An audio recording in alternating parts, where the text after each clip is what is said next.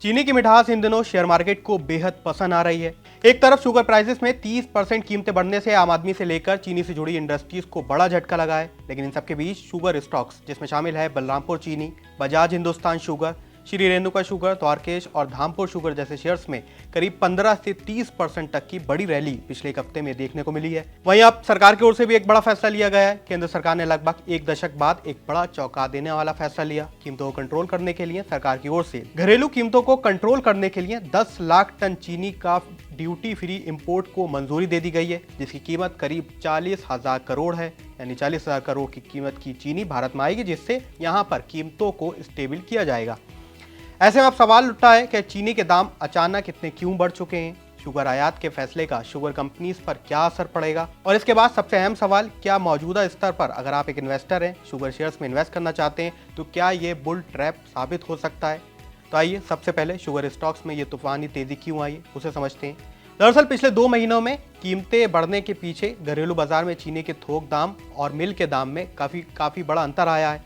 38 से 39 रुपए प्रति किलो बिकने वाली चीनी अब करीब 52 से 55 और कुछ मार्केट्स में 60 रुपए तक जा पहुंची है। इसके पीछे सबसे बड़ी वजह स्टॉक में आया उतार चढ़ाव है। पिछले सीजन में कम प्रोडक्शन और इथेनॉल डाइवर्जन के कारण देश में चीनी का ओपनिंग स्टॉक पिछले साल के 50 लाख टन के मुकाबले इस साल घटकर 35 से 40 लाख टन रहने का अनुमान लगाया गया है। यानी सीधे तौर पर इसमें 20% की गिरावट नजर आई।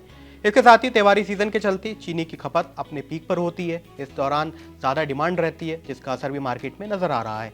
एक और बड़ा कारण है जिसकी वजह से शेयर्स बढ़े, वो है मजबूत मार्जिन। मिलों के पास पुराने गन्ने की लागत पर तैयार की गई इन्वेंट्री है। जब एक्स मिल कीमतें 54 से 55 रुपए तक पहुंच गई हैं, जबकि बाजार कीमतें बेहद कम थी इससे पहले जब कंपनीज ने वो शुगर को खरीदा था। ऐसे में उम्मीद जताई जा रही है कि अगले आने वाले क्वार्टर्स में कंपनी का मार्जिन बेहद तेजी से सुधर जाएगा, जिससे इनका प्रॉफिट मार्जिन ज्यादा नजर आएगा। अब आते हैं सबसे अहम पहलू पर, क्या सरकार के शुगर को इंपोर्ट करने के फैसले से शुगर कंपनीज को नुकसान होगा। इसको समझने के लिए ये सबसे अहम बात है कि इसका असर सब कंपनीज पर अलग अलग होगा। यानी कंपनीज अपने रेवेन्यू, अपने ऑपरेशंस को कैसे चलाती हैं, उस हिसाब से कंपनीज पर इसका असर पड़ता है। रिफाइनरी बेस्ड कंपनीज को इसमें फिलहाल राहत मिल सकने की उम्मीद जताई जा रही है। श्री रेणुका शुगर्स और EID पैरी जैसी कंपनीज, जिनके पास तटीय इलाकों में यानी पोर्ट्स के पास रिफाइनरी की क्षमता है, वहां पर आयातित शुगर को रिफाइन करके घरेलू मार्केट में बेचने का अच्छा मौका होता है। इससे वहां उनको ज़्यादा लागत उठानी नहीं पड़ेगी।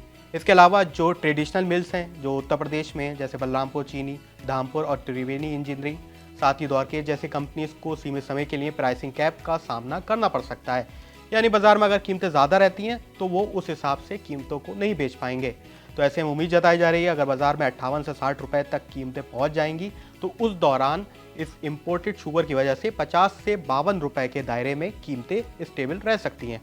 अब आते हैं दूसरे रीज़न पर, किस वजह से आपको शुगर स्टॉक्स को खरीदना चाहिए, बेचना चाहिए। उसमें इथेनॉल ब्लेंडिंग का लॉन्ग टर्म सपोर्ट है। हालांकि सरकार का 20% इथेनॉल ब्लेंडिंग का लक्ष्य अभी भी बरकरार है, लेकिन जिन कंपनीज के पास मजबूत डिस्टिलरी और बायो एनर्जी स्टार्टअप है, उनकी लॉन्ग टर्म अर्निंग केवल चीनी की कीमतों पर निर्भर नहीं रहेगी।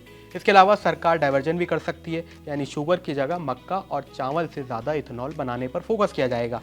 इससे होगा ये कि चीनी कीमतों को स्टेबल किया जाएगा।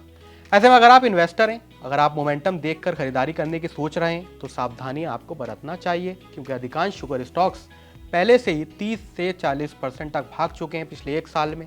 वो वजह इसलिए थी क्योंकि इथेनॉल ब्लेंडिंग की वजह से इन्वेस्टर्स काफ़ी तेज़ी से इन शेयर्स को खरीद रहे थे।